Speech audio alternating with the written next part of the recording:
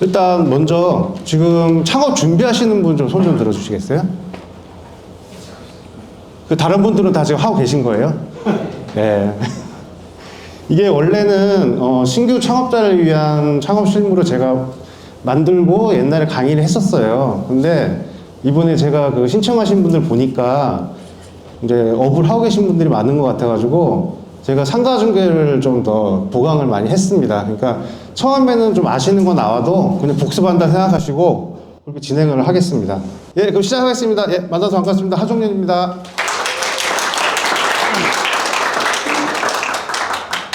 예, 저는 지금 토지연구소 공인중개사 사무소를 남양주에서 하고 있고요.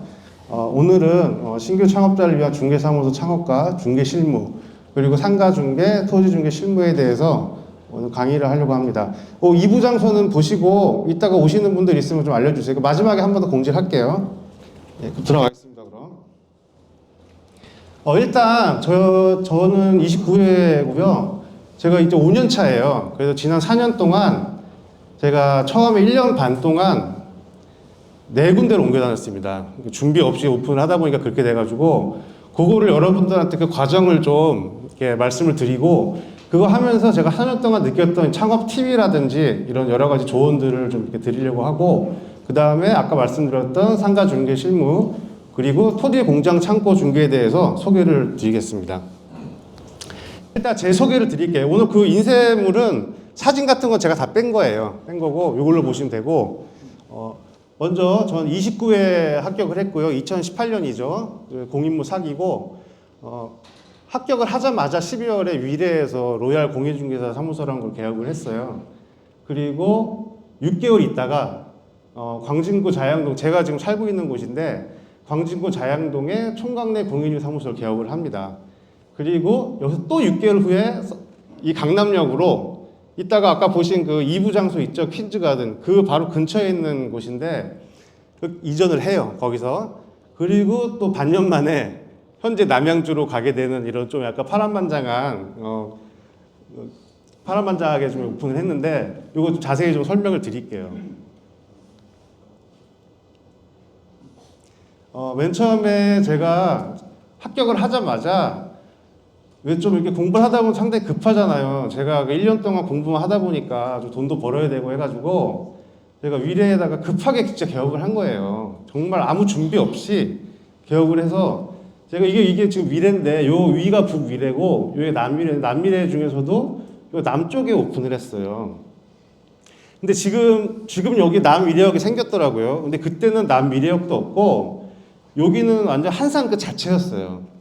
그리고 제가 KCC라는 오피스텔에 들어갔는데 입주장이 끝난 다음에 제가 들어간 거예요. 그때는 저는 그런 것도 몰랐고 그거를 또 설거지 부대라고 한다면서요.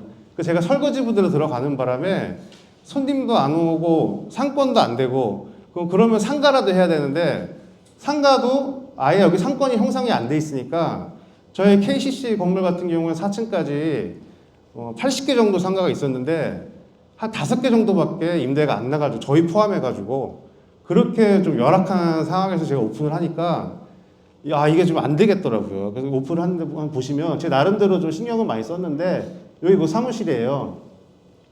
잘 알지도 못하면서 좀 여러 신경 썼는데 요 법률 중개라는 것도 보시면 이거 들어보셨죠? 옛날에 변호사가 이 법률 중개를 변호사법 위반으로 고소를 했는데 대법원에서 판결이 났죠. 공인중개사 이거 써도 된다고. 그래서 이런 것도 놓고 해가지고 신경을 많이 썼는데 많이 쓰면 뭐합니까? 손님이 안 오는데.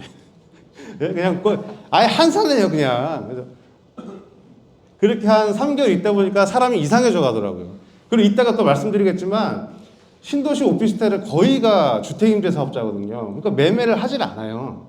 그리고 임대만 해야 되는데 임대는 또 입주장이 끝났으니까 최소 1년에서 2년은 못 하게 되고 좀 그런 상황에서 좀 많이 좀 어려움을 겪었는데 자, 그럼 여기서 이제 초보 창업을 준비하시는 분들 위해서 이런 과정을 좀 이렇게 설명을 제가 중간중간에 이런 과정을 설명을 드릴게요.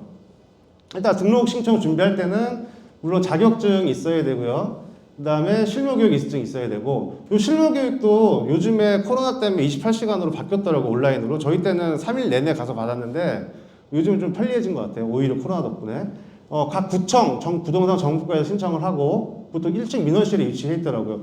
그리고 경기도 같은 경우는 시에 부동산 정보과가 있는데 구가 있는 지역은 구청에서도 가능하고 저 같은 경우는 읍 지역이거든요. 그 읍사무소에도 받더라고요. 저희 읍사무소에서 받고 동시에 인장 등록도 동시에 하면 편하고 실사는 나올 때도 있고 안 나올 때도 있습니다. 신규는 거의 나오는데 서울은 거의 나왔던 것 같아요. 근데 저는 남양주다 보니까 이게 넓어서 그런 건지 안 나온 것 같아요. 남양주는 안 나오고 하여튼 그거는 뭐 지자체마다 틀린 거니까 담당자별로. 그리고 간판이 당연히 돼 있어야 되는데 아직 등록도 안 돼 있는데 간판 할 수는 없잖아요. 그럼 안 돼 있으면 디자인 시안이라도 보내고 요거 이제 담당자랑 얘기를 하시면 되고 등록이 처리되면 이제 찾아고 연락이 오죠. 요거는 뭐냐면은 그때 제가 할 때 대면이었잖아요. 지금 비대면으로 바뀌었지만 언제 또 대면으로 바뀔 수도 있는 거잖아요. 그래서 제가 알려드리는 건데 뭐 나중에 또 창업을 또 하실 분들이 계시니까 꼭 협회에서 안 받아도 된다는 걸 말씀드리는 거예요. 그래서 이건 서울에 있는 실무교육 장소를 말하는 거고 요거 경기도를 말하는 거예요. 그리고 보시면 물론 협회도 있지만 이렇게 평택대학교, 신한대학교 이런 데 가능하거든요, 다. 그래서 평택에 계신 분이 굳이 뭐 여기 경기 남부지구 시흥이나 성남까지 갈 필요 없다는 거. 그래서 나중에 만약에 대면으로 바뀌게 되면 이거 기억하셨다가 자기하고 가까운 지역에 가시면 상관이 없어요. 나중에 이거 협회에서 교육 안 받았다고 무슨 협회 가입하는데 문제가 있다거나 그런 거 전혀 없습니다. 여기서 받으면 상관없어요. 이거 법정 교육이기 때문에 이거 등록한 데면 다 상관이 없어요. 여기에 상관이 없고. 자, 이제 등록증 찾아가라고 전화가 왔으면 자, 이제 받으러 가야죠. 근데 그냥 안 주죠. 다 공제를 해 가야 되고 등록증 찾아가려면 공제 가입 증서를 제출을 해야 되고 협회 가입비는 50만 원이고요. 평생 한 번만 내면 되죠. 그리고 공제비가 이제 올해 1억에서 2억으로 늘어났죠. 그 저는 처음에 원래 1억에 19만 8천 원이었는데 2억으로 오르면서 40만 원으로 오를 줄 알았는데 그래서 이거 어떡하지 그랬는데 다행히 24만 8천 원으로 되더라고요, 이게. 그래서 이거는 되게 좋았던 것 같아요. 이게 왜냐면 공제 비용을 어떻게 산정할지까지 모르니까 그거는 하여튼 2억에 24만 8천 원이라는 거 기억하시면 되고 그리고 원래 세대한 공인중개협회라고 따로 있었죠. 근데 작년에 협회하고 20억 받고 해산을 했어요. 그래서 지금 그것 때문에 또 20억을 또 왜 썼느냐 막 시끄러운데 협회에서 하여튼 세대안은 이제 없습니다. 세대안은 없고 이제 협회밖에 없고 또 보증보험도 가능하죠. 약간 더 싼데 그러니까 1억 기준으로 19만 8천 원인데 보증보험은 제 기억으로 한 13만 원 정도 이렇게 됐던 것 같아요. 그러니까 싸니까 이걸 하시는 분도 있는데 여기 보시면 보증보험이 더 싸긴 하지만 대출로 잡혀서 본인 신용 영향을 미치죠. 이거는 대출이나 마찬가지예요. 뭐 신용도가 팍 떨어지고 그렇진 않지만 하여튼 내가 1억에 관한 거는 항상 내가 대출 받는 걸로 돼 있다는 거. 그리고 소비자랑 분쟁이 있으면 공제 같은 거는 저희 개업 공인중개사 모임에서 하는 거잖아요. 그래서 좀 이렇게 다퉈줘요, 대신. 무조건적으로 소비자 편을 들지 않고. 근데 보증보험은 무조건 소비자한테 지급을 한 다음에 저희는 그 보증보험이랑 다퉈야 됩니다. 그래서 좀 어렵다는 거. 그래서 물론 보증보험이 싸지만 제 생각에는 공제가 좀 낫지 않나 그렇게 생각이 들고요. 협회 회비는 월 6천 원이고 자동이체가 편리합니다. 그래서 이거 안 되면은 되게 밀리면요. 딴 거는 뭐 협회에서 쫓겨나거나 그런 건 없어요. 근데 협회 게시판이 있거든요. 여기 구인구직하고 중개사무소 매매 같은 거 게시판이 있는데 그거를 사용을 못 합니다. 그래서 제가 위례 있을 때 그 옆에 사장님이 25년 된 사장님이 있는데 이때까지 요걸 한 번도 안 냈어요. 그래서 몇백만 원이 밀려 있는 거예요. 그래서 이제 와서 그 몇백만 원 내긴 좀 뭐하잖아요. 그래가지고 제가 대신 올려주고 막 소공 모집해 가는 거를 그랬던 기억이 있는데 요거는 월 6천 원이니까 그냥 자동이체 해주시면 좋을 것 같아요.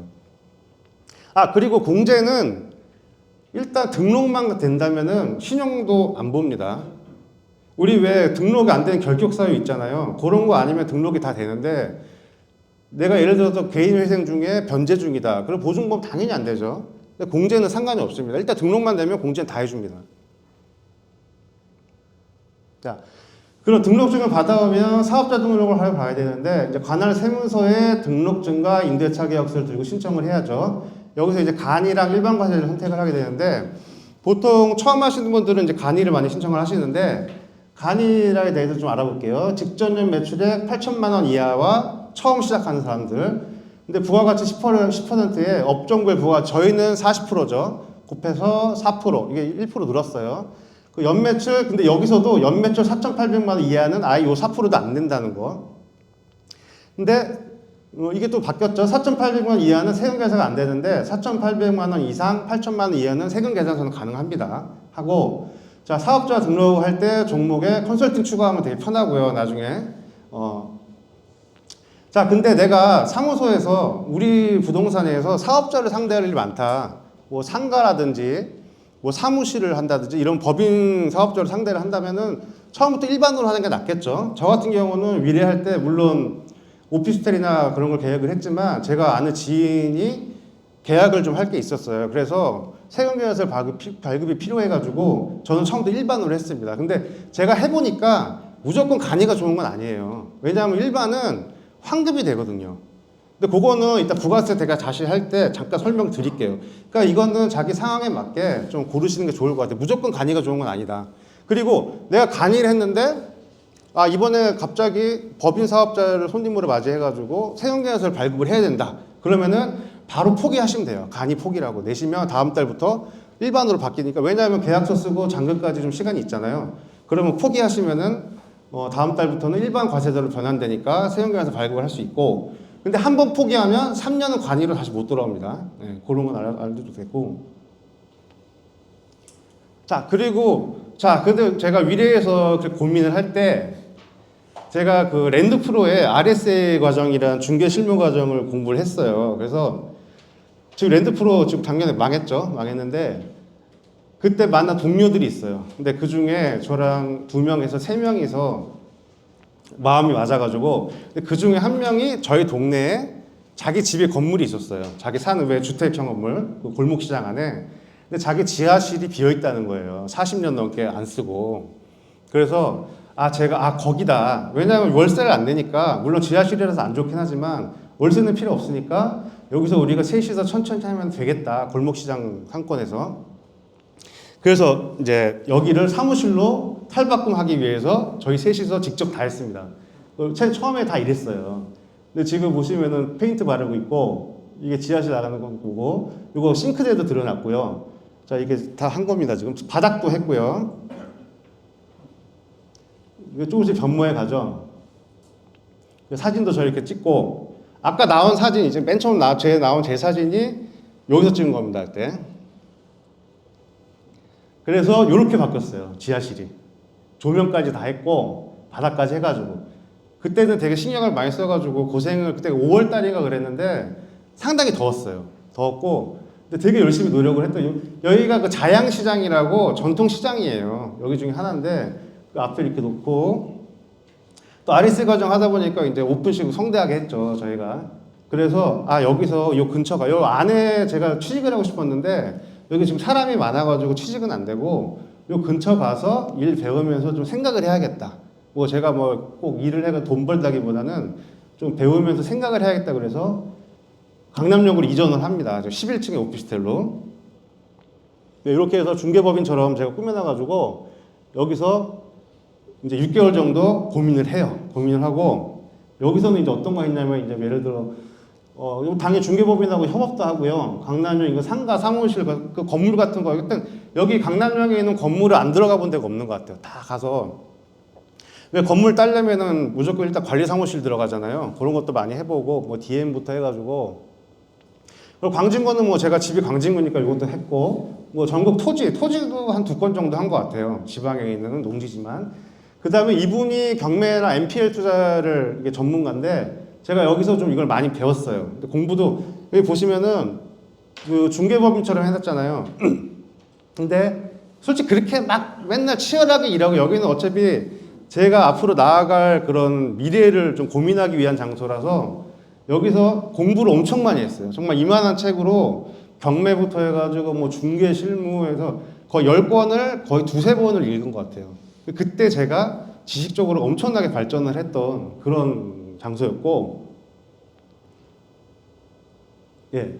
하여튼 여기서 그 와중에 또 RSA 과정 나오는데, 그 아는 동생이 남양주에서 토지 쪽을 하고 있더라고요. 근데 그 친구가 나 토지 쪽 해보면 어떻겠냐 형님. 그래가지고 제가 시장 조사를 한 2, 3개월 한 끝에 옮기게 됐습니다. 그래서 거기서는 지금 그래도 다행히 3년 넘게 잘 하고 있습니다. 뭐 성공까지는 아니라도 자리 잡고 지금 잘 하고 있고요.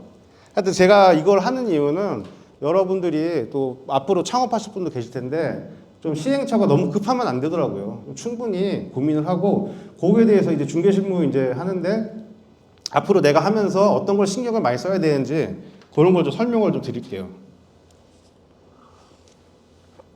그리고 남양주 가서부터는 이따가 마지막에 토지 중개 실무 시간 때 다시 또 말씀을 드리겠습니다.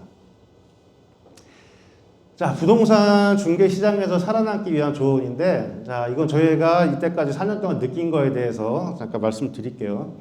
저한테 가끔 가다가 오셔가지고 창업을 하는데 어디 하면 좋겠냐고 물어보신 분들이 있어요. 그럼 저는 항상 얘기하는 게 종목을 정해라. 무조건.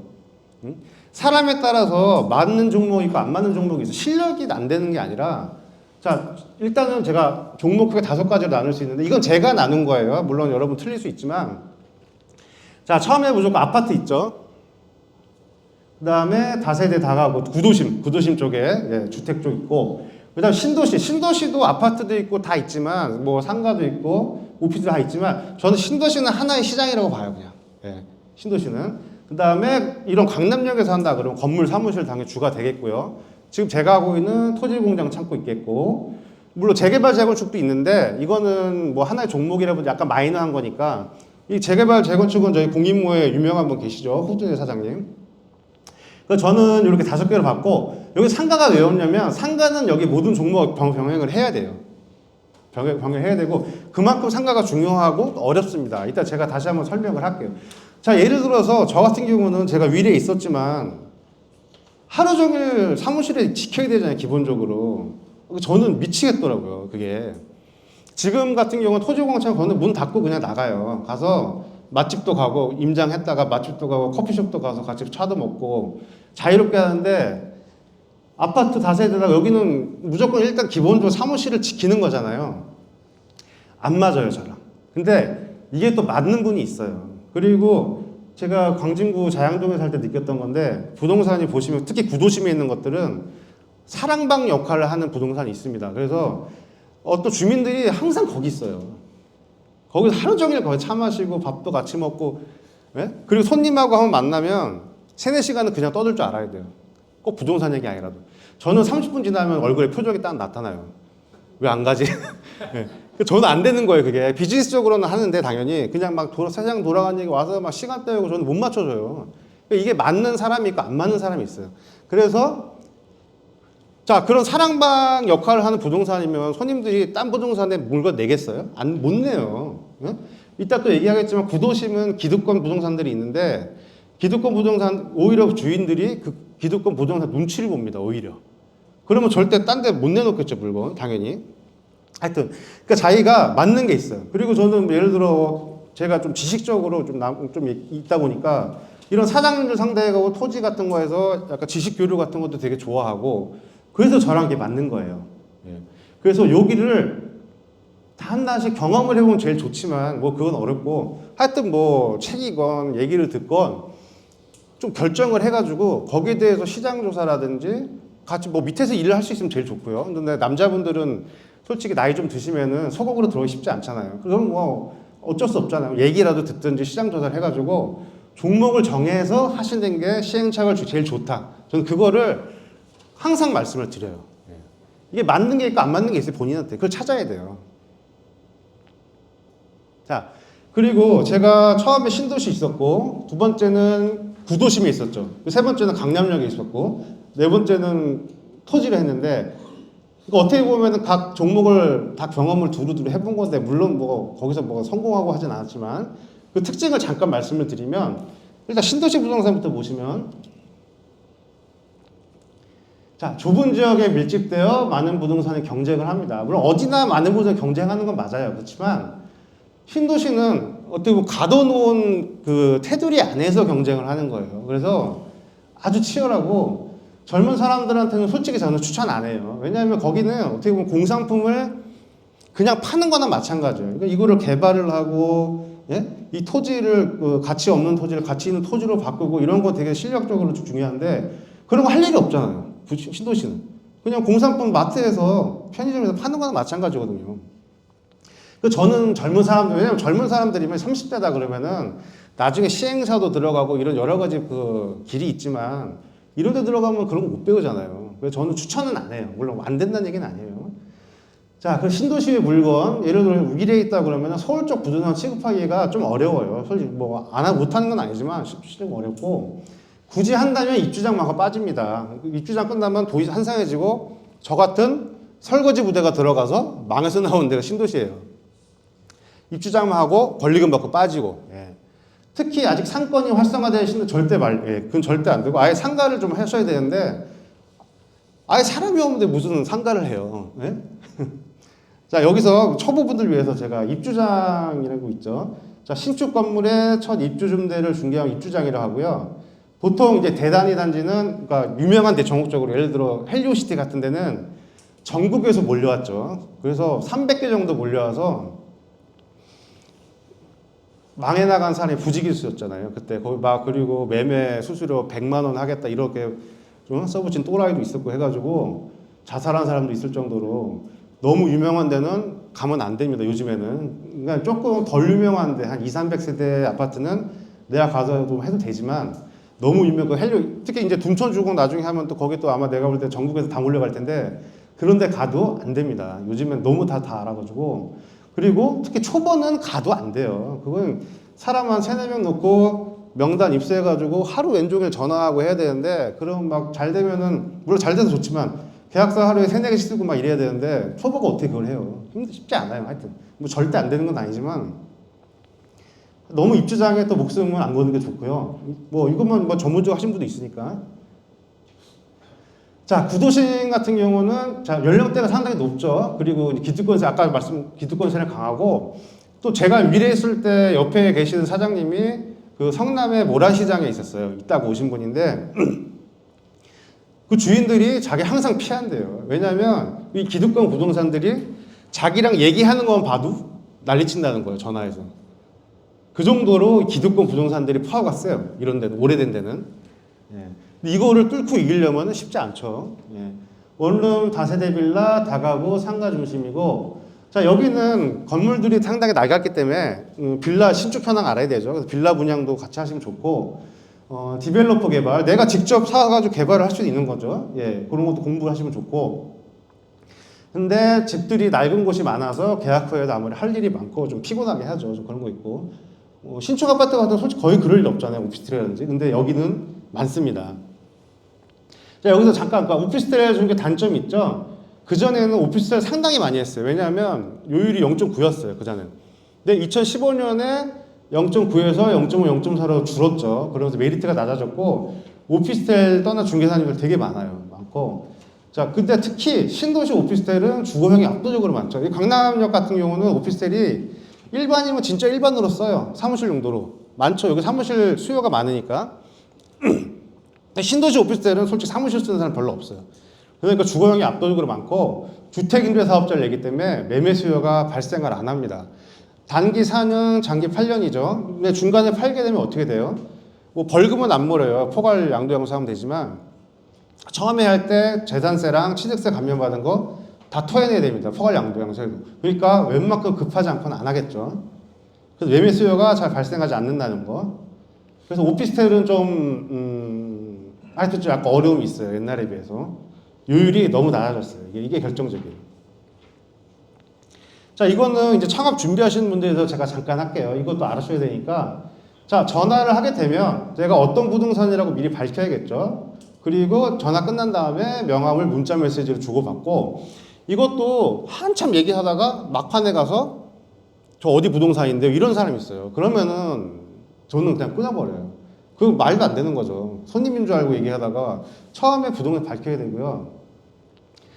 자, 내가 상대방 손님을 만났어요. 그 부동산이랑 손님이 와서. 그때 상대방 손님한테 명함을 주면 안 되죠. 그거 많이들 아실 것 같고. 근데 손님이 저한테 요구할 수도 있죠. 그러면 정중하게, 그쪽 사장님한테 얘기하시면 저한테 전달할 겁니다. 이렇게 얘기를 하시면 되고. 자, 물건 보려고 할 때 손님하고 함께 안 가면 잘 안 보여주죠. 예. 그럼 그런 것 같더라고요. 제가 가고 전화하면 아, 손님 오시고 오세요 이렇게 전화를 해요. 그 사람이.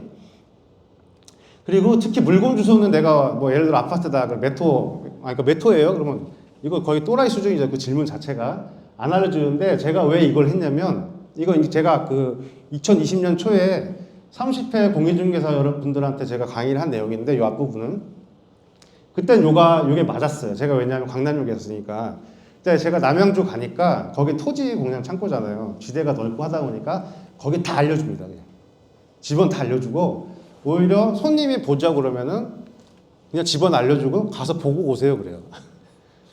예를 들어 가평이라 그러면은 가는 데만 1시간 걸려요. 오는데 1시간. 근데 그걸 손님 보여준다고 2시간을 왕복을 하면 근데 솔직히 그 계약 성사될 가능성이 희박하잖아요. 또 토지는 다 틀리기 때문에 이게 계약이 된다고 할 수, 아파트는 왜냐면 말만 들어도 대충 머릿속에 그려진 토지는 아니거든요.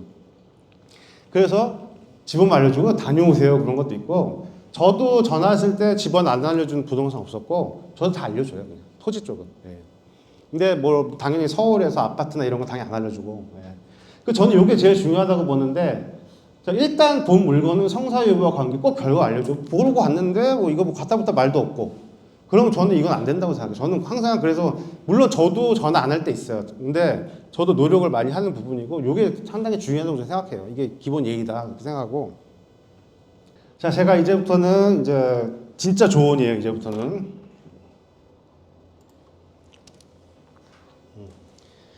저는 또 얘기하는 게 전문가인 척 해라 이렇게 얘기를 많이 해요. 뭐 국가 자격증을 이렇게 힘들게 따신 분들한테 왜 저게 뭔 소리지 하실 텐데 생각해 보시면 법률은 변호사가 있고 세금은 세무사가 있고 등기 쪽은 법무사가 있죠.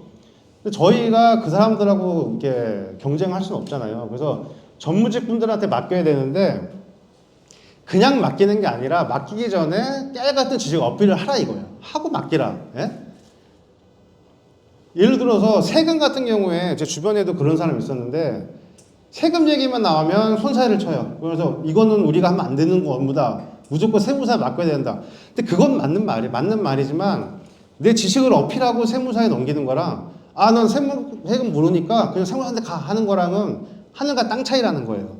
그러려면 여러분들이 좀 공부를 많이 하셔야 되고 뭐 많이 한다기보다는 요령 있게 공부를 하는 거죠. 손님들이 궁금해할 사항을 그때그때 암기를 하고 있다가 잠깐 한 마디 툭툭 뱉어주면 되는 거예요. 그 이상은 진짜 거의 보내면 되는 거고 변호사나 세무사한테.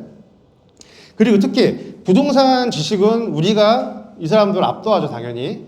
변호사 같은 분들 그 변호사님들 보면은 우리나라 법이 4,000개잖아요. 그래서 자기 분야 아니면 모르는 사람 부직 있어요. 특히 주택임대차 보호, 상가임대 보호는 모르는 사람 태반이에요. 제 주변에 제가 손님하고 얘기해봐도 그 사람이 변호사 상담을 했다는 거예요. 근데 제가 보면 말도 안 되는 거거든요. 잘 모르는, 그러니까 자기 분야가 아니라서 그런 거예요. 그래서 그런 거는 우리가 그 주택임대차 뭐 특별법, 상가 이런 뭐 예를 들어 민법 같은 거라든지 이런 거는 우리가 당연히 어필을 할 수가 있는 거고요.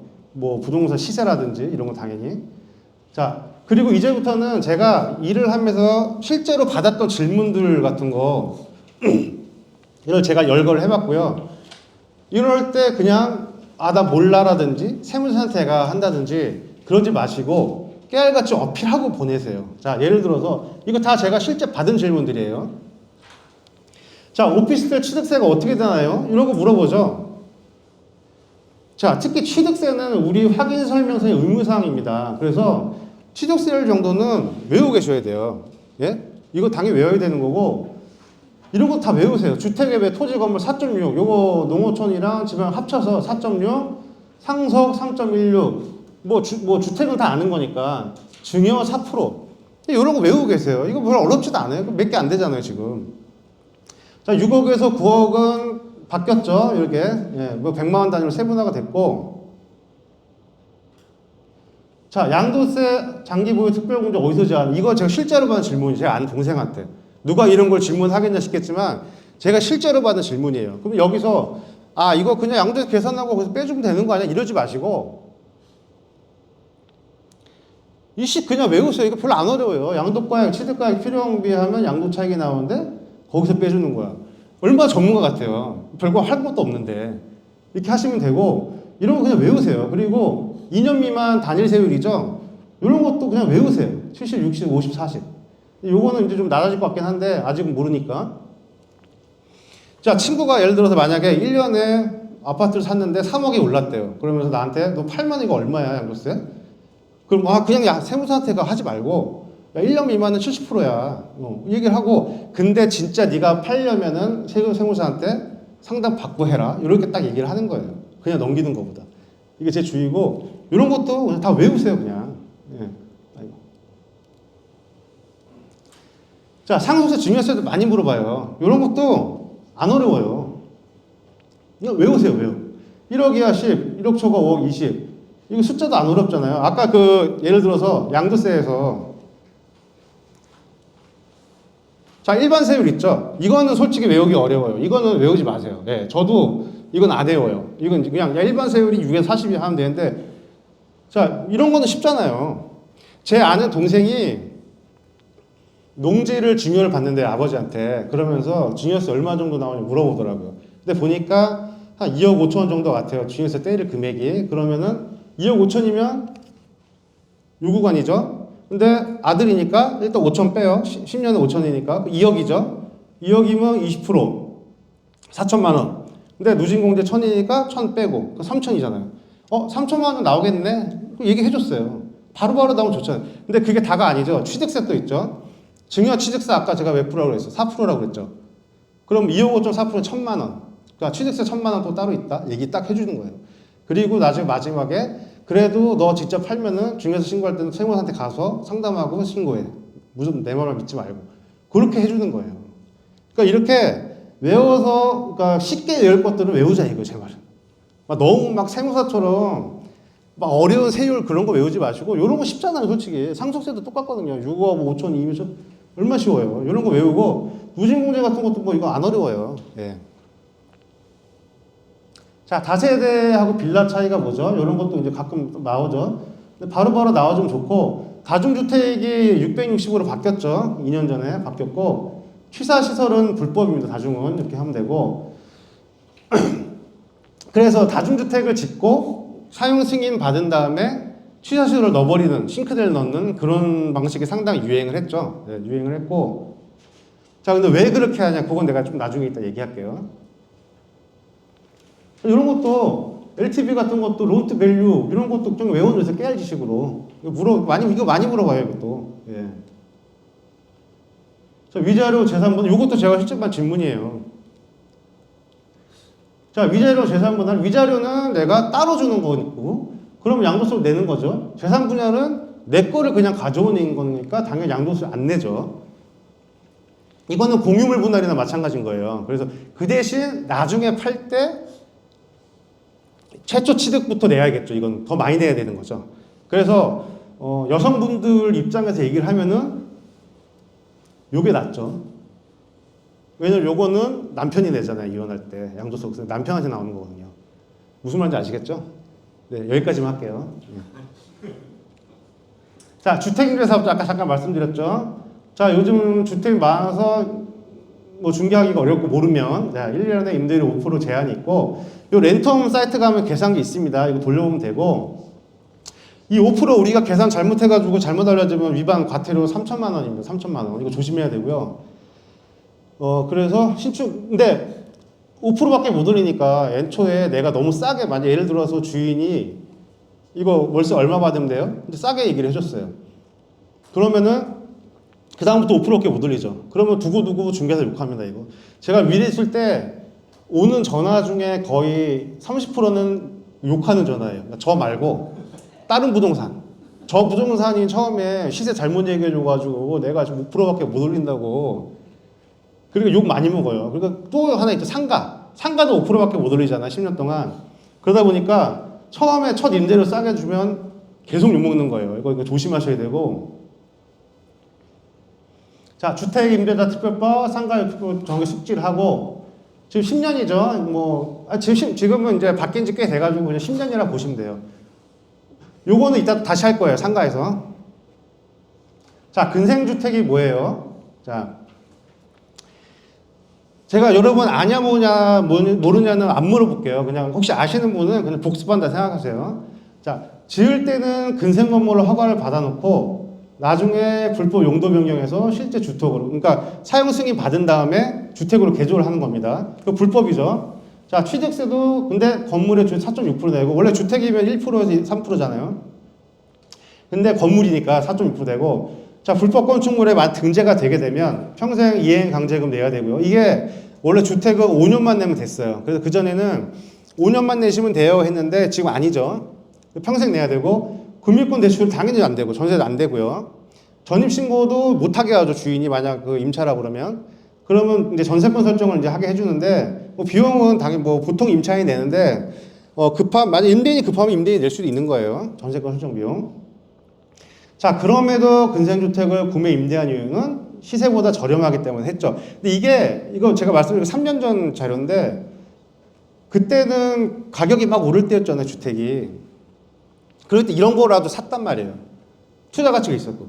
지금 하시면 안 돼요. 지금은 빌라 자체도 분양이 안 되고, 아파트도 지금 안 팔리는 판에 빌라가 팔리겠어요? 이런 근생주택은 더 하나죠. 예. 하여튼 그런 거 알면 되고. 자, 그 여기서 드는 질문이 있을 텐데, 건축업자들이 근생주택을 이제 불법으로 아까 다중주택도 그랬잖아요. 다중주택 져가지고 또 싱크대 나가지고 만들고 왜 이렇게 할까요? 응? 왜 그런 수고를 하지? 막 그런 생각 들지 않아요? 그거는 주차장 때문에 그래요. 주차장 때문에. 주차장 잠깐 말씀드리면, 자, 다중주택 같은 경우에는, 자, 다세대 아까 주차장은 공동주택하고 단독주택이 틀린데, 공동주택이 다세대잖아요. 근데 다가구는 단독이지만 공동주택에 준해서 주차장을 계산을 해요. 그러니까 그 공동주택은 뭐 별개로 하고, 거기 보시면은 한 세대당 한 대인데 두 세대는 한 대라고 보시면 돼요. 근데 다중주택은 단독이잖아요. 단독은 주차장 계산식이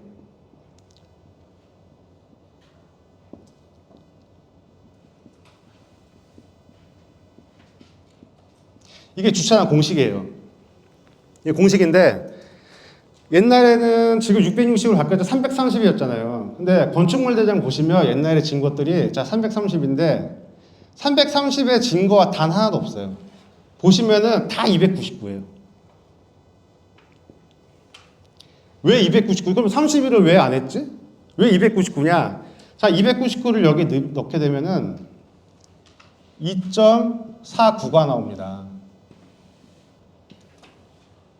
그러면은 이거 계산을 어떻게 하냐면은 소수점 둘째 자리는 무조건 삭제예요. 반올림 아니고. 그리고 첫째 자리는 반올림이에요. 반올림이면 삭제. 두 대가 되죠. 그 두 대가 필요한 거예요. 299면. 근데 더하기 1 해가지고 300을 넣게 되면 2.5대예요. 그러면 첫째 자리 반올림이라고 그랬죠? 세 대. 이 한 대 때문에 다 299로 하는 거죠. 예. 그만큼 주차장 한 대가 중요한 겁니다. 수익성이 건축업자들한테는. 그래서 한 거고. 자, 그러면 다중주택은 그렇고, 근생은요, 그 서울시 기준으로, 자, 서울시 그 지자체마다 주차장 틀린데 다 면적이, 서울시는 근생이 134제곱미터당 한 대예요. 그래서 근생주택을 짓는 거예요. 주차장 부족하니까. 그걸 불법을 하는 거고. 예. 아, 여러분, 그리고 참고로 제곱미터에서 평 전환하는 거 아시죠? 암산으로. 이거 맨 마지막 숫자 수 버리고 요 둘째 곱하기 3하면 됩니다. 그럼 39. 손님 앞에 가서 계산기 두들기시면 안 돼요. 곱하기 0.306 하면서 버리고 곱하기 3. 39평. 예. 하시면 되고. 하여튼 그 주차장이 그렇게 중요하다는 거. 자, 이것도 많이 받는 질문이죠. 계약 기간이 끝났는데 집주인이 돈을 안 줘요. 어떤 절차가 있죠? 네. 자, 1개월 전까지 당연히 내용 증명 보내야 되고요. 이게 초기에 오거든요, 나한테. 이 사람이 못 줄 것 같다. 그리고 꼭 이사를 가야 되면 임차권 등기명령 신청하고, 등기명령이 그 등기에 등재되는 것까지 보고 이사를 하셔야 되죠. 신청만 하면 안 되고. 자, 보증금 반환. 그러면 그 다음에 보증금 반환 소송하고 3차원 소액 심판 신청하고 판결문으로 강제 집행 이렇게 하시면 되고.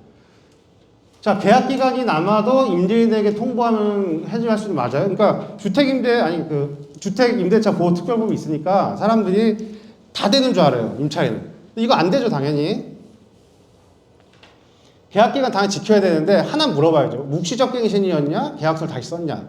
묵시적 갱신이면 통보 3개월 후에 당연히 할 수 있는 거고요. 그러니까 그걸 물어봐야 돼요. 묵시적 갱신인지 갱신할 때 계약서를 다시 썼는지. 자, 이것도 많이 듣는 질문인데 임대차 계약을 2년 단위로 했어요. 그럼 2년 후에 임대 상한인 5%를 2년치 앞에 10%라고 올릴 수 있나요? 이거 안 됩니다. 그냥 2년이고 3년이고 5년이건 무조건 한 번 할 때마다 5%밖에 안 돼요. 그래서 이것도 욕먹는 것 중 하나인데 1년 단위로 계약할 얘기를 해줘야 돼요. 5년 딱 했는데 이 사람이 와가지고 5년 후에 와가지고 그럼 25% 올리면 되는 거 아니야? 아니 5%밖에 안 되는데요? 왜 그때 얘기 안 했어? 그러니까 부동산 이것도 욕먹어요. 자, 이거 이게 되게 중요한 질문이죠. 자, 전입신고하고 확정일자까지 받았는데 불안해서요. 전세권 설정도 해야 되나요? 자, 전세권 설정은 아무래도 등기에 등재가 되다 보니까 뭔가 좀 강력해 보이죠? 강력해 보이는데, 자, 보증금 순위를 지키는 의미에서 확정일자랑 전세권 설정 완전히 같습니다. 전혀 필요가 없는 거고요. 괜히 돈 들여서 할 필요가 없어요. 없고, 전세권이 좋은 건 딱 하나. 나중에 보증금 못 받았을 때 경매를 그냥 넣을 수 있다는 거. 그거 하나밖에 없고. 근데 내가 처음 들어갈 때 보증금 못 받는 걸 생각하고 들어온 사람 없잖아요. 이거 할 필요 없고요. 그리고 또 어쩔 때는 확정일자가 더 날 때도 있죠. 자, 집합 건물은 건물하고 땅하고 일체죠. 그러니까 상관이 없어요. 근데 예를 들어 다가구라든지 일반 건물에 들어왔다? 그러면 토지가 있고 건물이 있죠. 여기에 다가구 들어갔어요. 그래서 이제 중개사한테 상담을 한 결과 전세권 설정을 하기로 했어요. 그래서 전세권을 했는데 이게 되게 낡은 건물이에요. 나중에 경매 넘어갔더니 이 토지 낙찰분에서는 못 받죠. 못 받고 건물 낙찰분에서 봤는데 건물은 낡아서 얼마 안 돼. 그럼 날리는 거예요. 자, 그럼 이럴 때 진짜 굳이 내가 전세권을 하겠다 그러면은 토지 같이 해야 되죠. 양쪽으로. 아니면은 토지만 하든가. 건물 전세권 하면은 그렇게 날아갑니다. 그래서 이럴 때는 근데 임대차 보호 특별법으로 확정일자를 받게 되면은 여기서 안분해서 자동으로 가는 거예요. 그래서 주택임대차 보호 특별법이 그렇게 강력한 법이라는 거. 그래서 다가구라든지 이런 상가 건물, 옛날 건물은 전세권 함부로 하면 안 돼요. 근데 자, 예를 들어서 건물이 있는데 내가 토지에다 전세권을 하려고 하는데 어떤 건물주가 여기 해주겠어요. 토지에다가. 예? 이 사람만 있는 것도 아니고. 전세권은 그렇게 필요가 없다는 거 똑같습니다. 자, 근데 꼭 전세권 설정을 해야 될 때가 있죠. 아까 말씀드린 근생주택이나 이런 사업용 업소들 세입자 전입신고 안 되니까 근데 그때는 해야 되고 비용은 아까도 말씀드렸지만 급한 사람이 하는 거예요. 보통 임차인이 많이 하는데 임대인이 난 내가 내서라도 빨리 하고 싶다 그러면 하는 거고 그렇게 하는 거고 두 번째는 이제 계약자랑 실제 거주자가 틀려요. 내가 계약을 했는데 딴 사람이 거기 살아. 그러면은 전입신고 안 되니까 그때는 당연히 전세권 설정밖에 없죠. 해야 되고 내 가족이 들어가는 건 상관없어요. 그거는 전입신고로 봐주고 그리고 중소기업일 때 직원이 가는 거 봐주고 그 정도는 이제 아시죠? 근데 이번 같은 경우는 이건 세입자 상황이잖아요. 그래서 임대인이 인감도장하고 인감증명서가 필요하잖아요. 안 줄 수도 있죠. 내가 왜 거기까지 해줘야 되냐고. 그럼 뭐 어떻게 할 수 없어요. 잘 설득하고 안 돼 뭐 사례비 한 50만 원 주겠다. 이렇게 뭐 하든지 해야죠 뭐. 왜냐면 내 보증금을 지켜야 되잖아요. 예. 1번은 임대인도 아는 내용이지만 2번은 뭐 세입자 자기 본인 상황이니까 이건 설득을 해야죠. 그렇게 돈을 줘서라도. 자, 공동중개 아까 잠깐 나왔는데 이 교통이라고 이제 아시죠? 아시는데 뭐 처음 하시는 분들 위해서 자, 중간에 소개랑 공인중개사를 말하고요.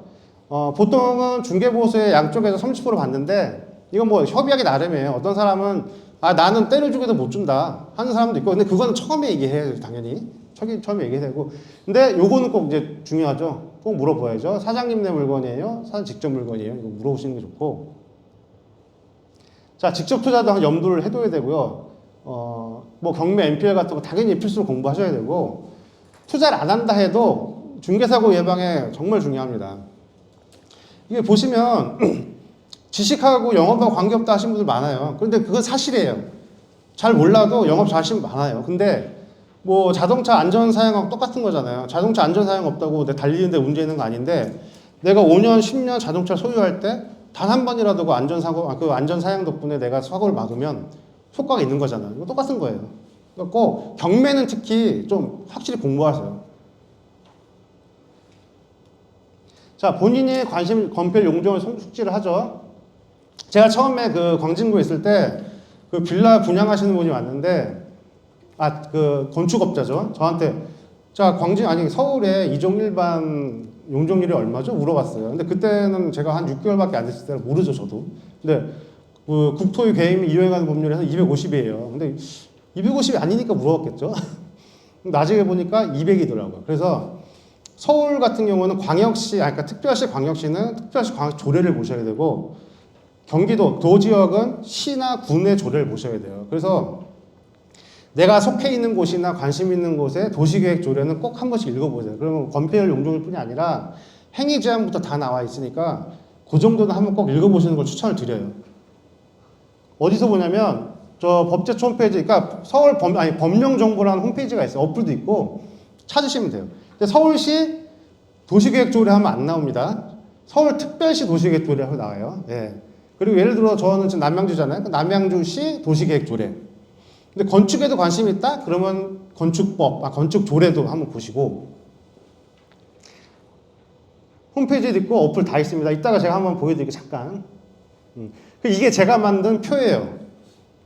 보면 국토기획부 시행령에 나온 거고, 이거 우리가 배운 거고, 서울시는 서울은 관심 다 있으시니까 하고, 여기다가 내가 있는 지역, 예를 경기도면 내가 있는 시의 지역에 조례를 넣으면 괜찮죠. 자, 보세요. 이종 국토는 250인데 서울 200이죠. 남양 다시 250이에요. 그러니까 내가 볼 땐 서울이 대도시라 조금 규제를 더 한 것 같아요. 이런 거 하나 해가지고 붙여놓으세요, 사무실에. 이거 뭐 어렵지도 않으니까. 나중에 필요하시면 저 전화하시면 제가 이메일로 한번 보여드릴게요. 그럼 여기만 수정해가지고 여기만 수정하시면 되잖아요. 예, 내가 뭐 성남시에 했다? 그럼 성남시 도시계획 조례 보고 쓰시는 거예요. 자, 아까 말했죠. 그 법제처가 이거예요. 국가법령정보. 여기 법이고, 조례는 여기 자치법규에 있겠죠. 예, 자치법규에 있고. 자, 이것도 마찬가지인데, 내가 꼭 건축물 대장, 토지 대장을 볼 필요는 없어요. 맨날 그걸 어떻게 빼요. 그럼 여기서 간편하게 볼 수 있는 사이트가 있어요. 사이트가 있고, 이게 일사편리인데, 일사편리를 네이버 들어가서 치시면은 그냥 정부 입사 같은 사이트가 나오고, 일사편리 서울 부동산 정보라고 해서 그렇게 나와요. 그걸 보시면 나오고, 그리고 이거는 전국적인 거고, 서울은 또 서울에 따로 있고, 경기도께 따로 있습니다. 이거 나중에 좀 보여드릴게요. 이거 잠깐 한번 들어가 볼게요.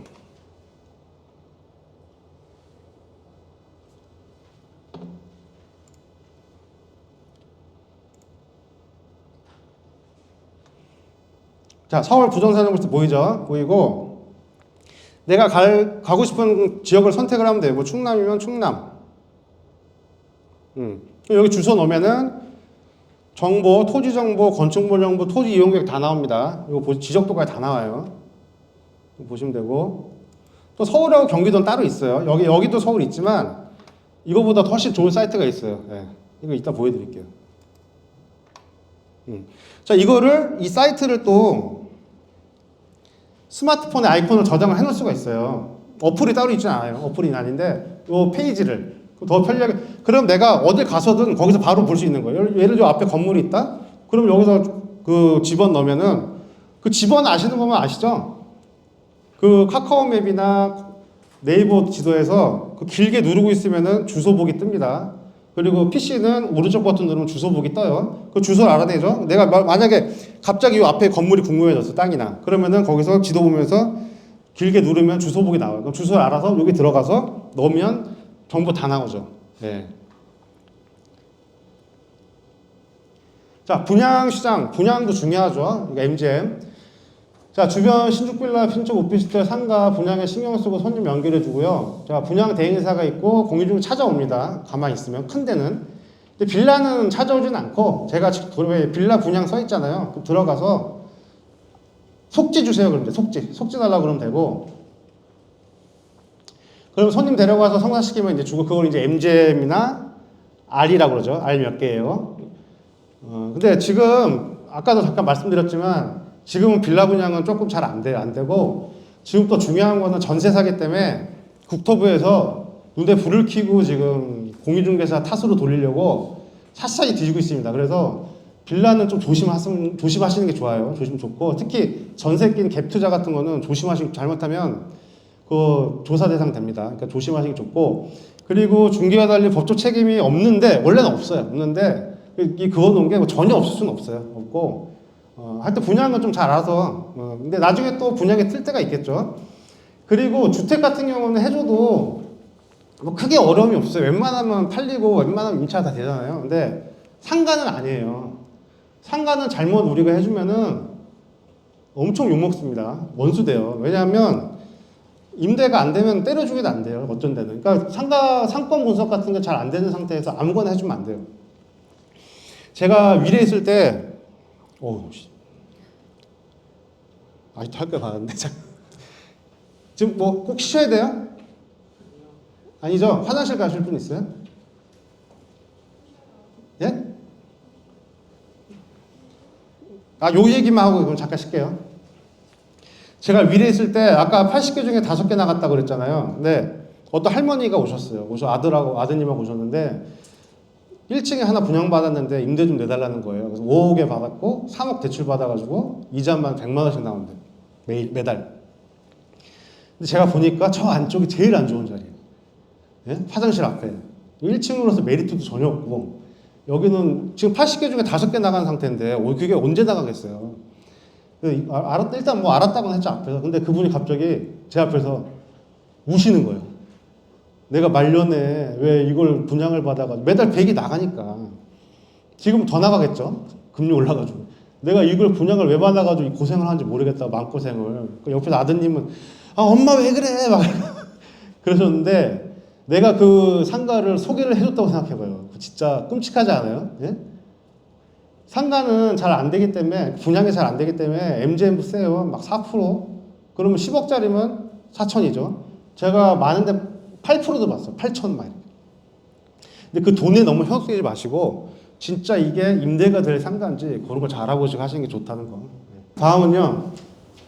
현금령 수증은 반드시 발급한다고 생각을 하시는 게 좋고, 이거 괜히 부가세 안 내려다가 나중에 또 분쟁 생기면 이거 제일 먼저 신고하죠, 손님들이. 인터넷으로 발행은 좀 홈택스에서 하시면 되고, 제 주변에 카드 단말기 비치하는 중개사분들 제가 봤어요, 실제로. 저는 뭐 그리까지 필요 없을 것 같고, 예, 현금 영수증만 제대로 발급을 한다면 상관이 없고. 근데 여기서 간혹 이제 간이 사업자인데 아까 말했잖아요, 4% 받는 거. 근데 부가세를 또 10% 받는 사람들이 있어요. 근데 이거는 이제 요즘에는 아는 고객들도 많아요. 그래서 와가지고 사업자 유형을 간인지 일반인지 보는 사람도 많으니까 이런 거는 절대 하지 마시고. 자, 상가 중개는 반드시 따로 공부해야 되죠. 중개 사고 나기 쉬우니까. 이거는 또 나중에 제대로 할게요. 자, 이거 주변 부동산과 친해져라. 네? 독고다이식으로 나만 잘하면 된다는 생각, 금물입니다. 제가 항상 하는 얘기가 있는데, 이 부동산업은 같이 할 수 있어서 되게 아름다운 것 같아요. 아름다운 것 같고, 제가 위례에 있을 때 진짜 초보잖아요, 그때. 정말, 네? 자격증 받은 지 얼마 되지도 않았는데, 맨날 그 옆에 있는 사장님들 쫓아가서 차 마시고, 저 놀러 왔어요. 이러면서 이렇게 많이 했어요. 제가 그때 위례 가서 일주일 만에 계약을 하나 했는데, 진짜 아무것도 모르잖아요. 그래서 계약서 쓰고 그 주변 다 돌아다니면서 막 검수 받았어요, 제가 먼저. 근데 물론 여기 보시면은 그런 거 되게 부끄럽게 생각하시는 분 계실 거예요. 근데 그러지 마시고, 내가 모르는 거는 진짜 모른다고 인정을 하고 들어가면은 어차피 나도 이제 늘 거잖아요. 그러니까 그분들도 따뜻하게 받아주니까. 그런 거 내가 막 초보인데 막 거들먹거리고 막 이러고 있으면은 그 사람들도 이제 다시는 안 와요. 내가 원하지 않는데 누가 가르쳐 주겠어요. 그래서 그렇게 다니시면 되고, 부동산은 경쟁자이면서 또 고객이죠. 예. 그 저는 공동중개도 전화가 오면은 최대한 친절하게 받으려고 노력을 해요. 예. 근데 보시면 뭐 하다 보면 아시겠지만 저 되게 그 퉁명스러운 데도 많죠. 공동중개면 부동산인데 저는 그러면 안 된다고 생각해요. 자, 부동산 업에 관한 멘토를 만드시는 게 좋고, 예. 그 주눅 들지 말고 적극 교육을 쫓아가세요. 저는 그냥 누나 그리고 쫓아갔어요. 예. 아, 형님도 있었고 누나만 간 건 아니고. 예. 자, 그리고 동료들도 많이 만들어 놓으면 당연히 좋고요. 예. 자, 부동산 거래 신고 이거 있죠. 중요하죠. 자, 이거 매매는 저희 공인중개사가 의무입니다. 저희가 해야 되는 거고, 신고 기한이 60일에서 30일 변경이 됐죠. 그래서 그냥 매매 계약서 하는 바로 작성을 하는 게 그러니까 신고를 하는 게 제일 좋고, 근데 요즘에 또 가계 계약 시점을 가계약으로 보고 과태료를 부과하는 이상한 관청이 많죠. 저는 이거 너무너무 분노를 하는 게, 아니 이 가계약이건 계약이건 이게 뭐 얼마나 그리 큰 범죄라고 이거를 과태료 500을 부과하고, 진짜 우리나라 관청들이 저희 공인중개사들 너무너무 무시하고 때려잡아야 될 대상으로만 생각을 해요. 뭐 해보신 분들 아시겠지만 정말 나 이거 듣고 너무너무 화가 났어요. 이게 가계약이건 진짜 계약이건 뭐가 이렇게 중요합니까? 이게 시점이. 예? 그러니까 일단은 뭐 어쩔 수 없잖아요. 일단은 과태료 맞으면 안 되니까 작성 후에 바로 하면, 왜냐면 가계약하고 정식 계약까지 뭐 몇 달 있다가 하는 사람 별로 없잖아요. 그러니까 바로 하면은 상관이 없고 빨리빨리 하세요. 하여튼 이거 빨리빨리 하시는 게 좋고, 뭐 어쩔 수 없죠. 지금 일단은 넘어가야 되니까 과태료 맞으면 안 되니까 분노는 분노대로 하시되, 예, 요건 조심하시면 되고. 자, 신고 방법은 다 아시죠? 여기 들어가서 하시면 되고, 주택취득 자금 조달 계획서 작성, 토지도 이제 하게 됐고, 이제 궁금할 때는 담당자 전화하시면 돼요. 그럼 다 알려주고, 만약에 틀려도 전화가 옵니다. 이거 고치라고. 그러니까 뭐 이건 특히 뭐 그렇게 긴장 안 하셔도 되니까, 그 나중에 신고필증 출력해가지고 잔금 때 제출하면은 법무사 보통 오잖아요. 잔금 때. 그때 법무사님한테 드리면 되고. 자, 임대차 같은 경우는 저희가 의무가 아니죠. 원래 저희한테 의무를 지우려고 했는데 중개사님들 싸웠죠. 협회 싸워가지고 일단 의무가 아닌데, 요즘에 이걸 대신 해주시는 중개사님들 많았고, 뭐 그거는 뭐 그분들 영업 방침이니까 제가 뭐라고 할 수는 없고, 얼마 전에 제가 몇 주 전에 전원주택 전세를 하나 계약을 했는데 그쪽에서 공동중개는 아닌데 중개사님을 한번 데려오셨더라고요. 임차인이. 공동중개는 아니고. 그 중개사님이 나보고 이거 해달라는 거예요. 그래서 저는 이런 거 안 해요. 예? 저 의무사항인데 이걸 왜 합니까? 내가 그랬죠. 좀 화를 냈어요. 그랬더니 뭐 그럼 어쩔 수 없고 막 이래가지고 제 마음이 약해서 뭐 저도 한번 해보려고, 그래서 그냥 제가 해드릴게요 했거든요. 그러니까 이거는 본인들이 판단하세요. 그럼 막 너무 또 이것 때문에 감정 상하고 그러면 안 좋으니까, 일단은 의무는 아닙니다. 저희가 임대차 신고는. 자, 중개보수는 당당히 요구해야 되죠. 요즘에 우리가 아까도 잠깐 말씀드렸지만 지금 행정부, 입법부, 사법부, 언론 할 거 없이 중개사들 지금 못 때려잡아서 안달이에요. 지금 최고 지금 공공의 적인데, 그러니까 고객들도 그렇게 생각하고 저희도 이거 계약서 하나 달랑 쓰고, 이게 제일 많죠. 계약서 하나 달랑 쓰고, 이런 생각이 제일 많아요. 근데 우리 이거 아니죠. 계약서랑 전혀 상관이 없어요. 우리는 보험이에요. 우리가 거기 계약서에 저희 이름이 들어간 순간 저희는 거기에 대해 무한 책임이에요. 무한 책임이죠. 그렇기 때문에 관철해요. 관철하고 제가 사례 하나 말씀드리면, 제 아는 동생이 자기가 전세로 살고 있는 집을 매수를 했는데 저보고 계약서를 좀 써달라는 거예요. 그래서 뭐 친한 동생이라서 제가 중개보수 받을 생각은 안 하고 그래 써줄게 했는데, 상황이 좀 너무 복잡해요. 그 주인이 두 분인데 두 분 다 미국에 있고, 한 분은 거기다 영주권자고 30년 정도 한국에 들어온 적이 없다는 거예요. 이걸 내가 어떻게 괜히 이거 중개보수도 안 받는데 괜히 잘못했다가 욕이나 먹지. 그래서 그냥 처음부터 법무사한테 데려갔어요. 그리고 법무사분이 여성분이셨는데, 그래서 가서 이제 제가 계약서도 같이 써주세요 그랬죠. 어제 계약서 같이 들어가야 되니까 등기할 때.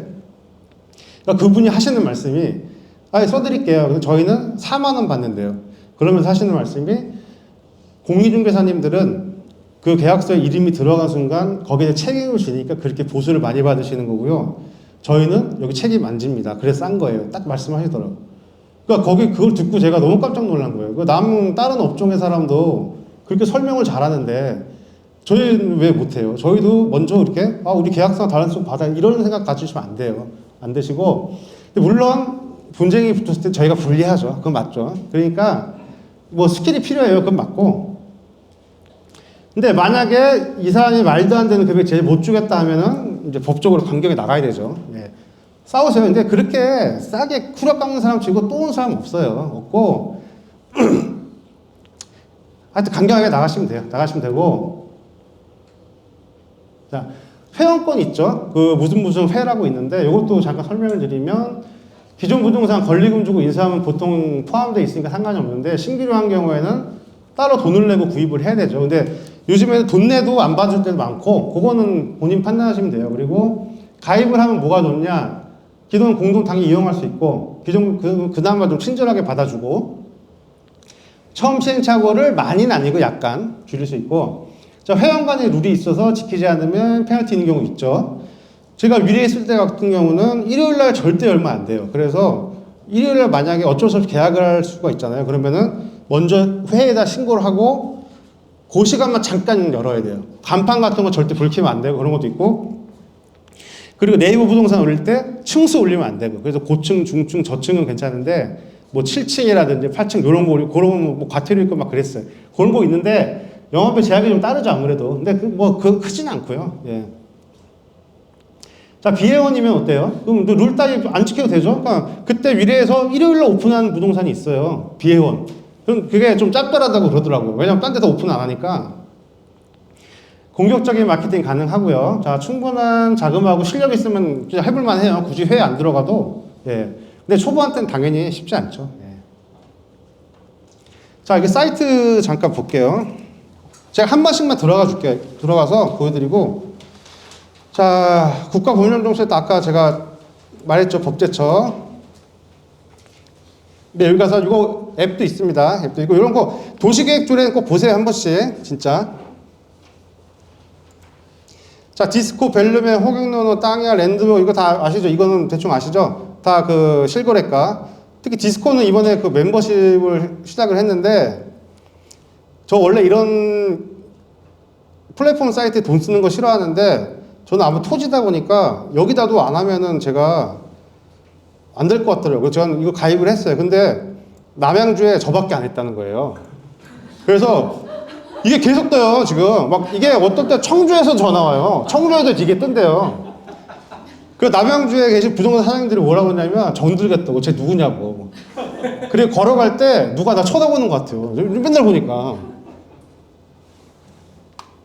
하여튼 요거 제가 하고 있습니다. 그 깨알 지금 디스코 광고 했고요. 이게 왜냐면 여기 대표님이 직접 영업을 하셔가지고 뭐 벨룸의 호갱노는 아시죠? 아파트 이거 뭐 너무 유명한 사이트고 땅에는 약간 그 땅 쪽에 유명한 사이트예요. 이거는 땅에는.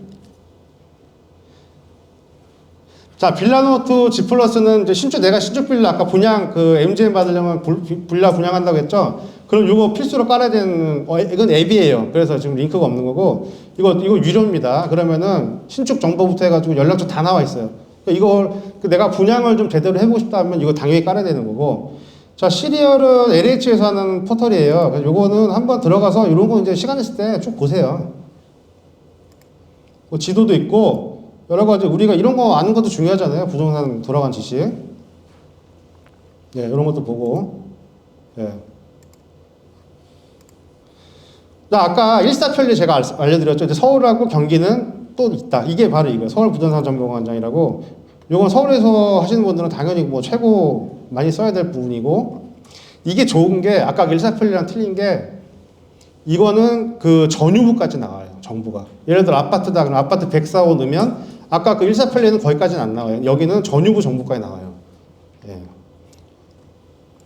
자, 경기 이건 제가 제일 많이 쓰는 사이트죠. 경기도 똑같아요. 여기 전유부까지 나오고 여기 넣으면은 그 다 나옵니다. 그러니까 뭐 서울에서도 경기도 좀 많이 하시잖아요. 이거 두 개는 항상 자 지도 서비스 같은 것도 되게 유용해요. 저희는 75인치 테레비 해놨거든요. 브리핑용으로. 그럼 이거 딱 켜고 필지가 예를 들어서 뭐 아파트 하시는 분들은 필요 없지만 저희 막 4-5필지 이상은 기본이니까 뭐 매매 같은 거 할 때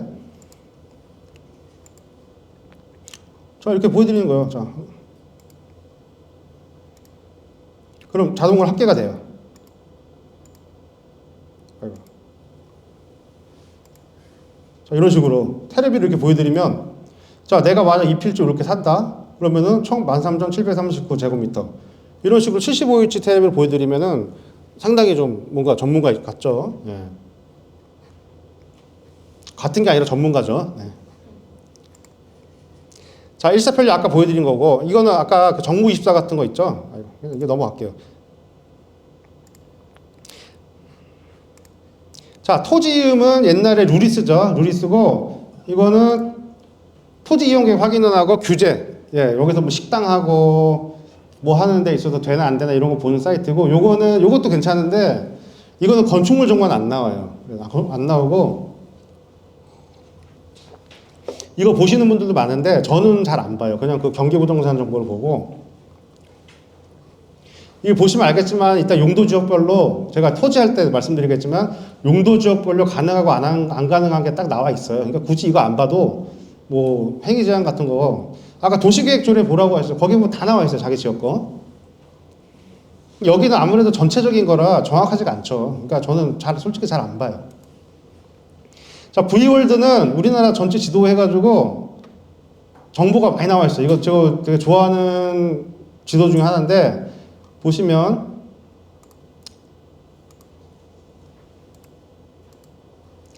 자, 도로 지금 제가 쳤거든요. 그 도로 정보가 다 나와요. 지금 짓고 있는 것도. 자, 이게 지금 수도권 제2순환 도로예요. 아직 완공 안 됐죠? 그거 다 정보가 나오고 IC까지 다 나옵니다. IC 모양까지. 그리고 이게 수동 IC예요. 그리고 이게 내촌 IC. IC 모양 다 나오죠?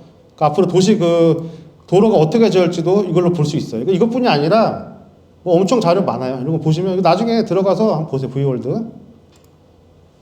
세월은 이따가 상가 중개할 때 얘기할게요.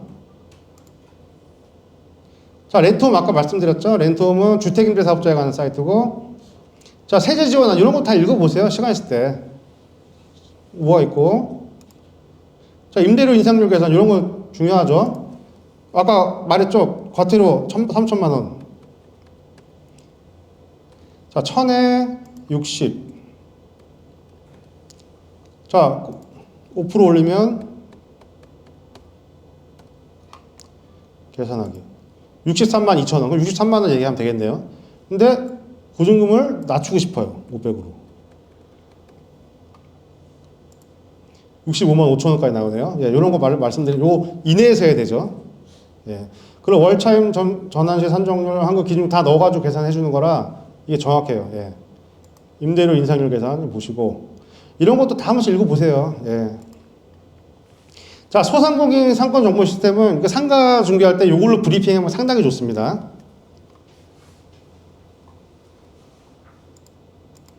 요거 로그인을 해야 돼요.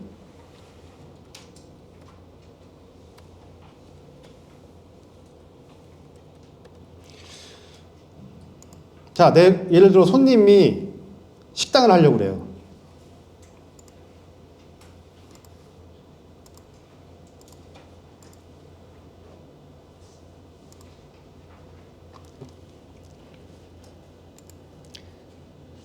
자, 식당을 하려고 그래요.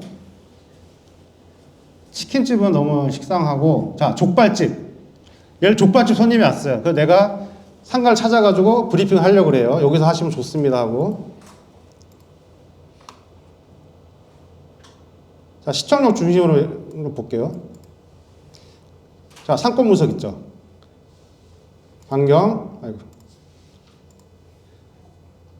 자, 500m 이내로 내가 한번 볼게요. 분석. 1km도 하셔도 되고. 자, 그렇게 보고서가 쫙 나와요. 자, 족발집이 그 500m 반경 7개가 있네요.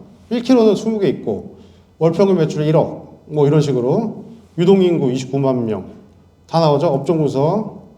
이거 보여드리는 거예요, 앞에서. 자, 업소수는 19개였다가 하나 늘었네요. 자, 인구도 그렇고, 매출, 인구 분석. 인구 분석은 이번에 좀 늘었네요, 많이. 그쵸? 예. 작년 10월보다 거의 30만 명 이상 되는 것 같은데. 이런 식으로 해서 이거를 여기서 캡처해가지고 PPT로 만들 수도 있고, 요거 자체를 보여드려도 되고, 이거를 이메일로 보여도 되고, 예. 요거는 되게 괜찮은 사이트 같아요. 제가 옛날에 경매 교실에서 한번 이거 한 적이 있는데, 어떤 형이 이걸 해서 PPT를 만들었거든요. 저는 그분이 그걸 직접 한 줄 알았어요. 왜냐면 난 이 사이트를 몰랐거든. 보니까 여기서 한 거더라고요. 그렇게 PPT 할 때도 따가지고 하면 괜찮다는 거. 자, 학고도 안내는 초등학교 상당히 중요하잖아요. 주택하는 분들은 어디 갈지. 그거를 이제 알 수 있는 사이트예요. 예를 들어 우리 아들이 나온 초등학교 볼까요?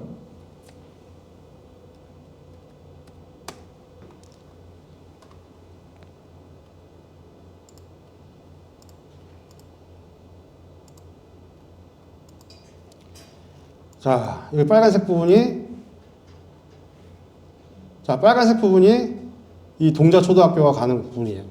그러면은 예를 들어 초등학교를 먼저 정하는 분들 많거든요. 우리 아들은 꼭 거기 보내고 싶어요. 그러면 동자 초등학교 해당되는 데를 보여드리면서 아파트 여기 어떠세요? 이런 식으로 할 수 있는 거예요. 빌라도 마찬가지고. 아이고. 그런 식으로 이제 활용을 한다는 거죠, 사이트는. 자, 오아시스는 그 소유자 정보를 알려주는 데예요. 그래서 여기도 저는 한번 써봤어요. 써봤는데 여기는 등기는 아니고 건축물 대장이나 토지 대장 정보로 소유자 주소까지 따가지고 엑셀로 보내줍니다. 그래서 DM 보낼 때 유용하고요. 한번 보세요. 아파트 하시는 분들도 괜찮아요. 자, 서울시 강남구